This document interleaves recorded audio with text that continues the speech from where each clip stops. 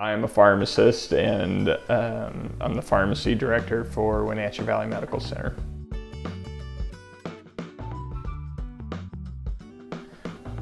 I got a beer brewing kit about 8 years ago, and never used it.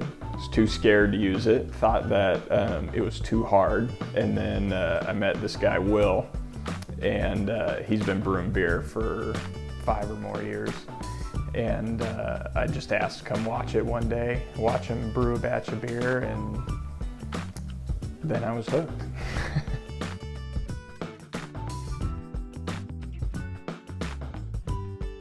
I brewed a Hefeweizen, and it was an extract beer. That was the first one I did. Came out pretty good.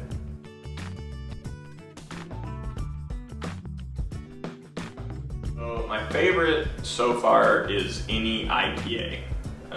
They're hard to make.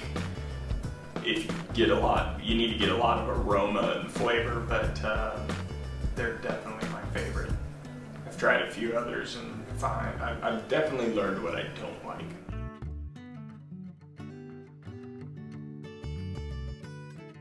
Brown ales. The flavor, I just don't like.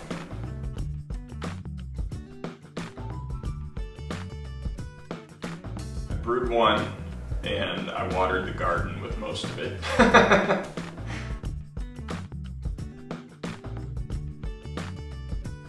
So you need your malt, either extract from grain, then you need yeast. That's what converts all the sugars into CO2 and alcohol, and then hops, depending on what style of beer you might have more hops.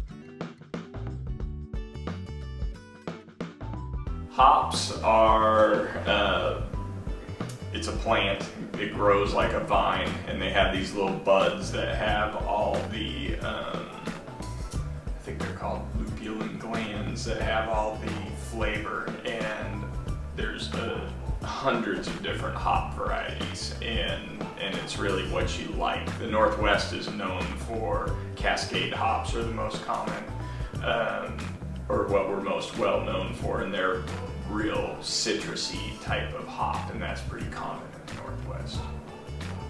We can talk all day long about yeast, or I mean whatever. I have a grain mill, so I do most like that grain to get my malts, so you can do that. So when most hops are dried or turned into pellets, because they're just easier to keep, you can keep them for much longer, but every year around hop harvest time, which is in the summer, you can get fresh hops. And a lot of people grow them. I'm going to try growing them this next year. There was a contest in Yakima for a fresh hop ale. It could be an IPA, it could be just a plain amber type ale or something.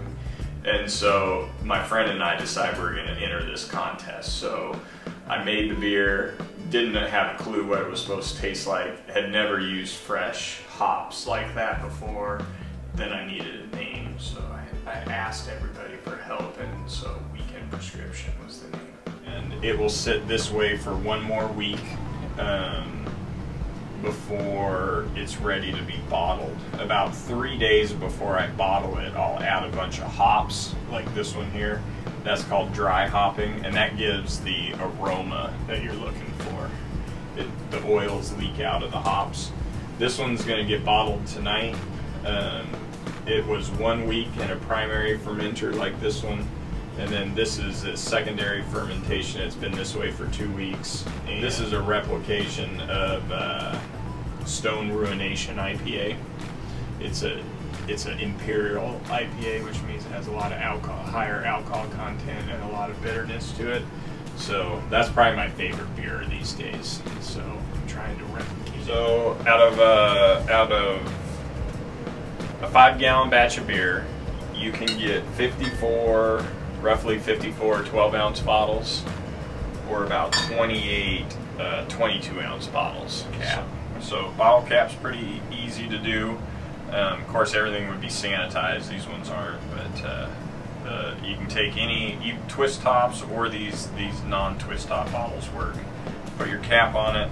This is the bottle capper, and you just bend it down, and you'll feel it pop. Sometimes it gets a little stuff coming off, but there you go. It takes about 10 days to 2 weeks, and it'll keep 9 months to a year. My wife would say I'm getting a little too nerdy